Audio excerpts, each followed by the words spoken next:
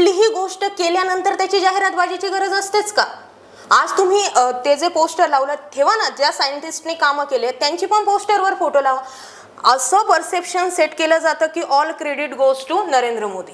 का इथपर्यंत आपलं म्हणजे जाहिरातबाजी इथपर्यंत का? कर्तव्य म्हणून तुम्ही कोरोनाला फ्रीमध्ये दिली असती. आता जसं तुम्ही म्हटले, आम्ही स्वतः म्हणतो आम्हाला ते जे सर्टिफिकेट आलं होतं त्याच्यावरती मोदींचा चेहरा दिसत होता, माहिती होतं ना मोदीं थ्रू आलंय, पण त्याच्यावर मतं मागायची नाही. मग आता जर सरकारने काम केलंय तर सरकार त्याची जाहिरात करते, त्याच्यामध्ये वागवं काय? हे मागच्या काँग्रेसच्या 70 वर्षाच्या काळात त्यांनी पण केलंय. ओके, त्यांनी पण केलंय. मग प्रत्येक योजनेला त्यांच्या कुटुंबाचं नाव, राजीव गांधी ब्रिज सी लिंकला का तुम्ही एखाद्या ज्येष्ठ महान व्यक्तीचं नाव नाही दिलं? डॉक्टर बाबासाहेब आंबेडकर नव्हते?